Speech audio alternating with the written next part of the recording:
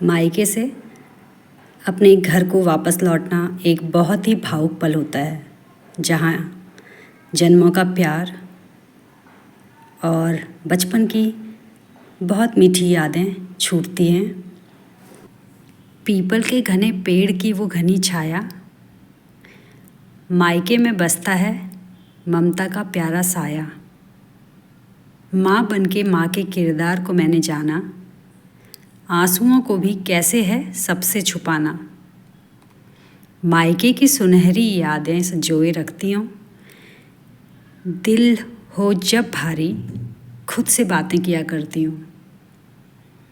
ईश्वर से जब भी होगी मेरी मुलाकात, क्यों किया मायके से जुदा, करोगी उनसे ये बात।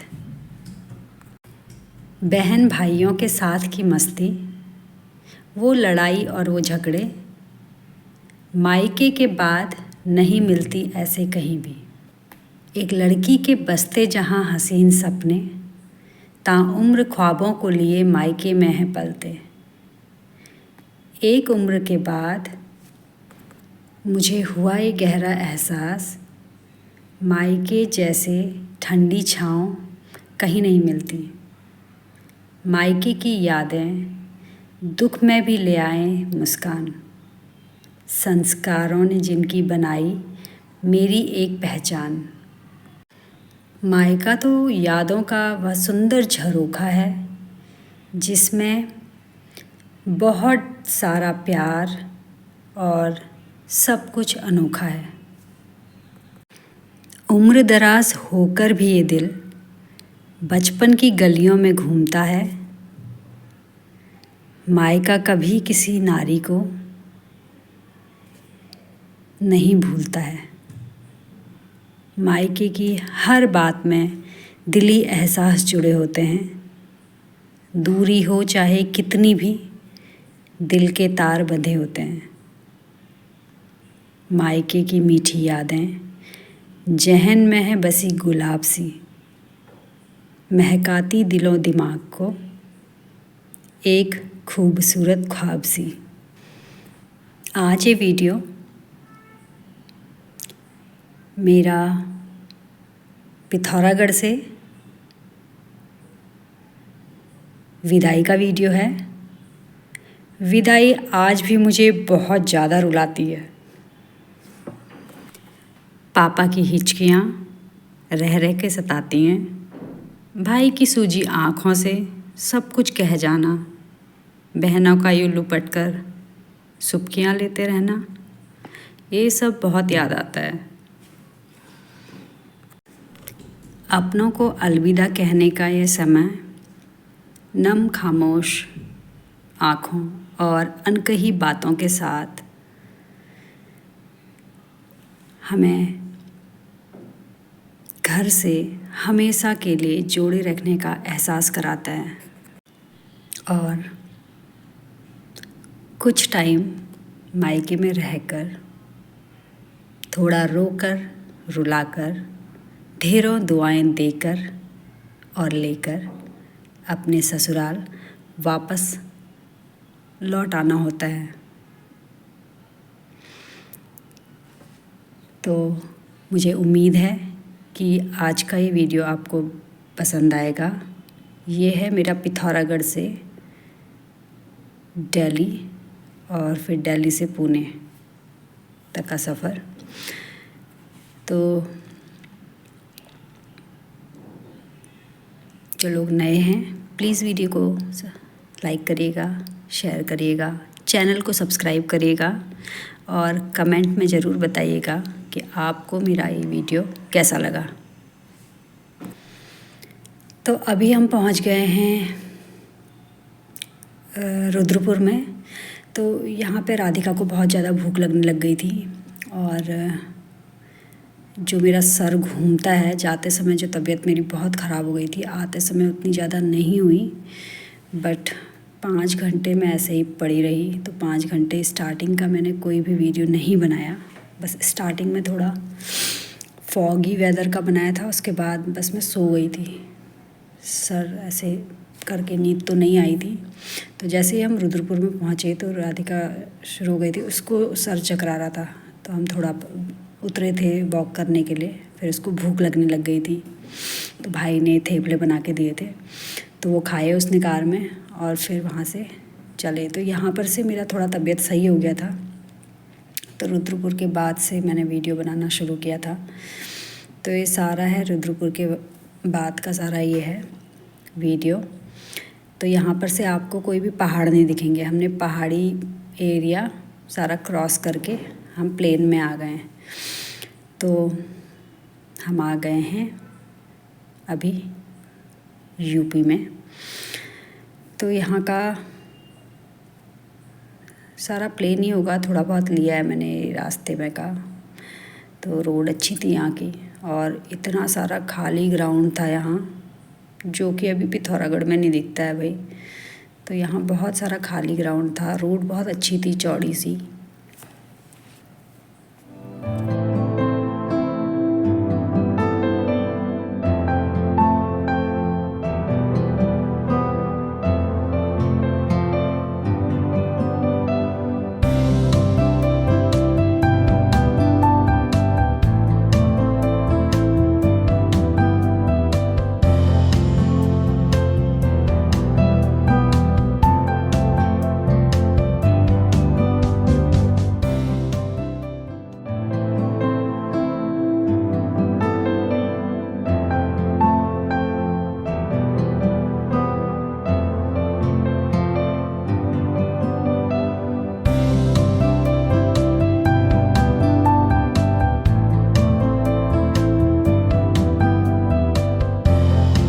अभी हम पहुंच गए हैं रामपुर के आसपास।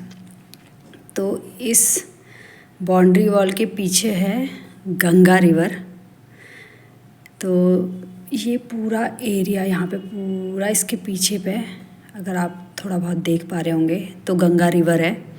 ये देख सकते हैं यहाँ से पूरा गंगा रिवर है ये पूरा एरिया। और उसके बाद धर्मशाला ये सब साइड में होंगे इसके।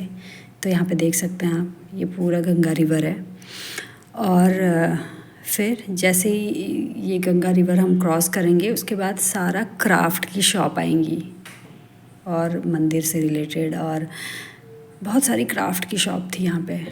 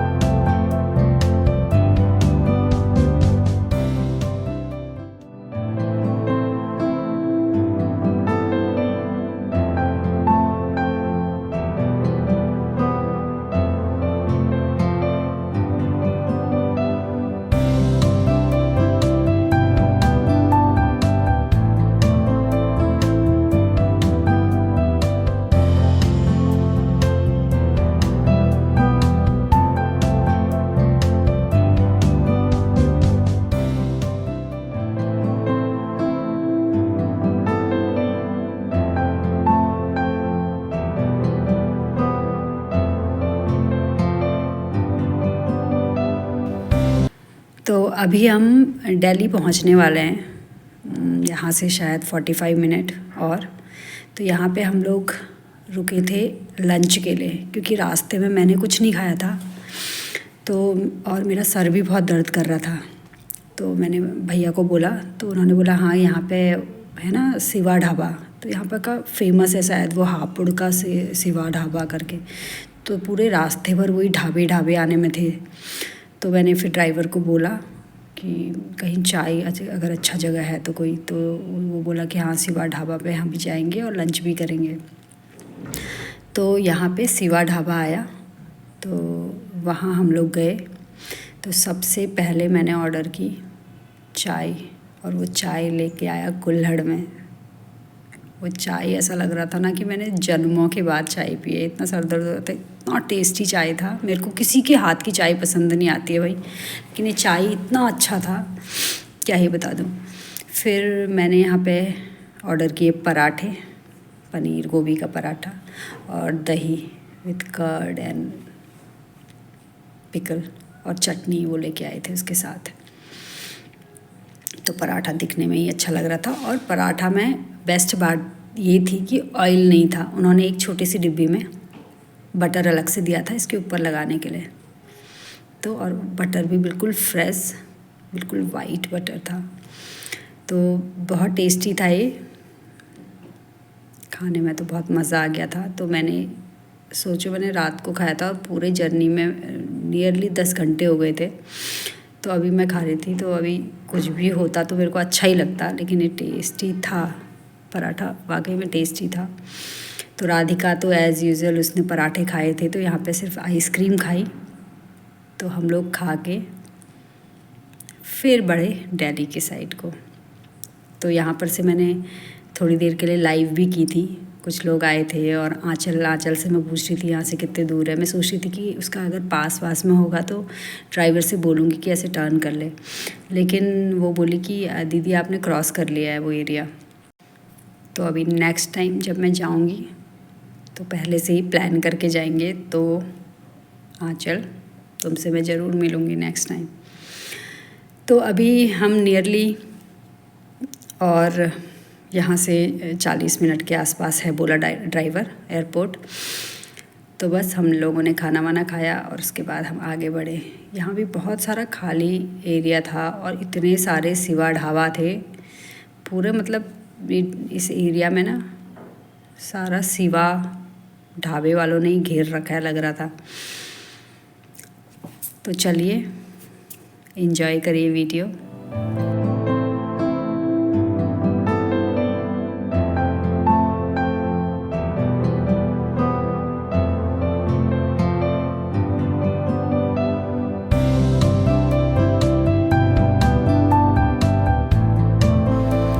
तो हम पहुंच गए हैं दिल्ली, और शाम के टाइम पे हम पहुंचे थे 4:30 5 o'clock ऐसे। हाँ 5:30 हो गया था पहुंचते पहुंचते। तो इतना ट्रैफिक था यहाँ, बहुत ही ज़्यादा, दिल्ली का ट्रैफिक बहुत ज़्यादा ट्रैफिक था। तो जैसे तैसे हम लोगों ने ट्रैफिक को क्रॉस किया और फिर हम लोग 6 बजे के आसपास हम पहुँचे एयरपोर्ट में। और एयरपोर्ट में पहुँच के भी क्या गड़बड़ हो गई कि हमारा था टर्मिनल 2 पे, और ये ड्राइवर भैया ने हमें टर्मिनल 1 पे उतार दिया था। तो सारा बैग वगैरह हमारे सारे उतर गए थे। फिर लकीली कि वहाँ मेरे चाचा एयरपोर्ट में ही जॉब करते हैं, तो वो हमें मिलने आने वाले थे। तो उन्होंने बोला था कि टर्मिनल 1 पे तुम्हारा होगा तो मैं मिल सकता हूँ, टर्मिनल 2 दूर है तो मैं नहीं मिल पाऊँगा। तो मैंने उनको कॉल करके बोला कि हमारा टर्मिनल 2 है तो नेक्स्ट टाइम मिलेंगे, अभी नहीं मिल सकते हैं। तो ऐसे हो गया। तो जैसे ही हम अंदर जाने लगे एंट्रेंस में ही उन्होंने बोला कि आपका तो टर्मिनल 2 पे है, ये टर्मिनल 1 है। तो हमने देखा ही नहीं, कहीं पर लिखा भी नहीं था। और तो वो ड्राइवर बोला नहीं ये टर्मिनल 2 ही है। तो हमें लगा अच्छा ये तो रेगुलर ही आता है करके हम उतर गए। फिर बाद में फिर मैंने चाचा को कॉल करके बोला कि हम लोग टर्मिनल 1 पे ही हैं, वो ड्राइवर ने उतार दिया है। तो फिर चाचा ने ड्राइवर का नंबर लेके उसको कॉल करके ड्राइवर को दोबारा बुलाया, और फिर दोबारा सारा सामान चढ़वाया कार में और टर्मिनल 2 पे उसने ड्रॉप किया। अच्छा हुआ कि मैं तो ये करके छोड़ रही थी कि बेचारा 10 घंटे ड्राइव करके हमें यहाँ पहुँचाया है उसने, तो अभी कहाँ उसको बुलाए हैं। छोड़ो चाचा, रहने दो, कोई बात नहीं, हम देख लेते हैं यहाँ पर से कुछ मिलेगा। तो उन्होंने बोला यहाँ से टैक्सी वैक्सी कहाँ मिलेगी। फिर हमने सिक्योरिटी गार्ड से पूछा तो उसने बोला कि सटल जाएंगे यहाँ से। तो फिर मालूम किया तो उन्होंने कहा हाँ सटल जाएंगे यहाँ से, लेकिन सामान हमारा ज़्यादा था। तो फिर चाचा ने बोला नहीं, मैंने उसको कॉल कर दिया है तो वो आ रहा है। तो फिर ना मेरे को दया भी आ रही थी उस पर कि बेचारा पता नहीं कहाँ से वापस आया ऐसे ऐसे। तो जैसे तैसे तो बाद में जब टर्मिनल 2 के लिए हम जा रहे थे ना, तो मुझे लगा हाँ यार सही, चाचा ने बिल्कुल सही बोला। हमें आधा घंटा लगा था टर्मिनल 2 में पहुंचने के लिए। फिर सामान चढ़ाया, फिर टर्मिनल 1 से फिर हम आए टर्मिनल 2 की साइड को, और टर्मिनल 1 से 2 में आने में हमको लगा आधा घंटा। तो शटल से जाते तो पता नहीं कब चलती है, वो कुछ टाइम होता है इतने मिनट में ऐसा ऐसा करके। तो अच्छा हुआ कि हम फाइनली टाइम से पहुँचे एयरपोर्ट। तो हम मोस्टली पहुँचने वाले हैं एयरपोर्ट। ये यहाँ का शायद वीआईपी एरिया है या कुछ तो है, झंडा वंडा दिख रहा है। यहाँ पे पार्क, स्टेडियम सब कुछ आया था, मैंने लिखा था, आपने देखा होगा। सारे अपार्टमेंट्स हैं, नीट एरिया था, बहुत अच्छा लग रहा था। ये वाला एरिया ही बहुत अच्छा था, पूरे पेड़ वगैरह थे इस वाले रोड में। और तो मैंने दिल्ली इतना ज़्यादा देखा नहीं है, बट इस वाले रास्ते से जा रहे थे तो बहुत ही ज़्यादा नीट और पीसफुल था ये वाला एरिया। बाकी का मुझे नहीं पता।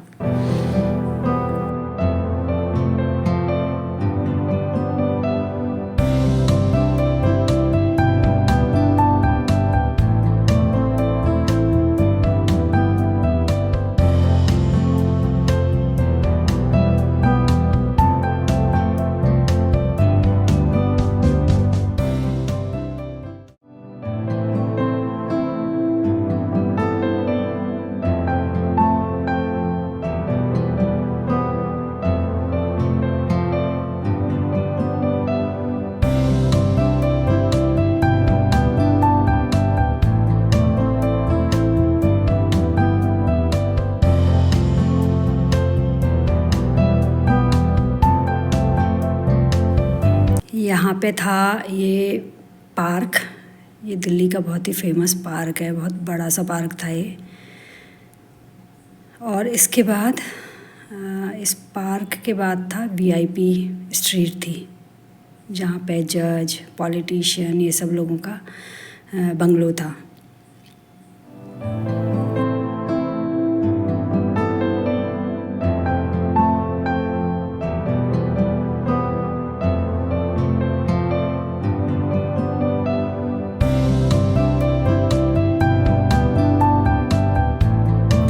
इस स्ट्रीट में ये वाले साइड पे इतना सुंदर था, दोनों साइड पेड़ और इतनी चौड़ी चौड़ी रोड, बहुत ही ज़्यादा सुंदर था। और इस साइड में, इस साइड पे सारे वीआईपी बंगलो थे।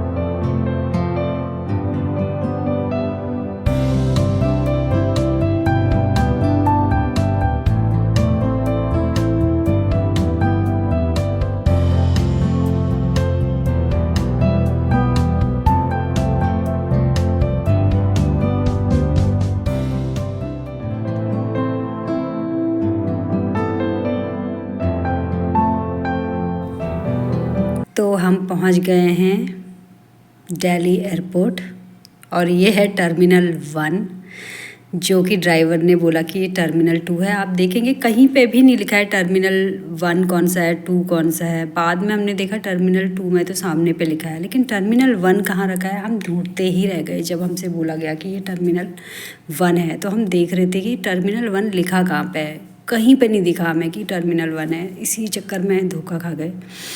तो यहाँ पे हम चाचा का वेट कर रहे हैं, तो मैंने कहा चलो चाचा के आने तक थोड़ा घूम लेते हैं। फिर जैसे तैसे थक हार के हम पहुँचे टर्मिनल 2 पे।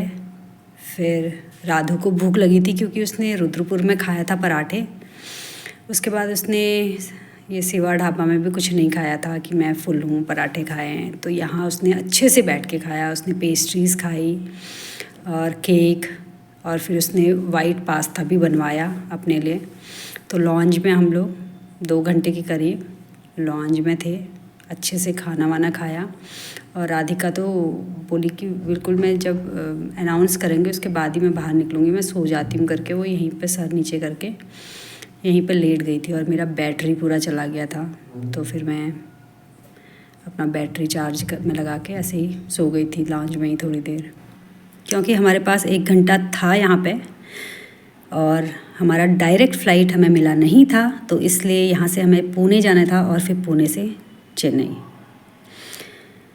तो होप कि आपको ये वीडियो, मेरा खूबसूरत सफ़र और जज्बातों को बयां करता हुआ यह वीडियो पसंद आया होगा। जो लोग नए हैं वो प्लीज़ चैनल को सब्सक्राइब करिएगा, वीडियो को लाइक करिएगा, शेयर करिएगा और कमेंट में बताइएगा कि आपको मेरा ये वीडियो कैसा लगा। तो मैं मिलूँगी आपसे अपने नेक्स्ट वीडियो में। तब तक के लिए bye bye and thank you so much.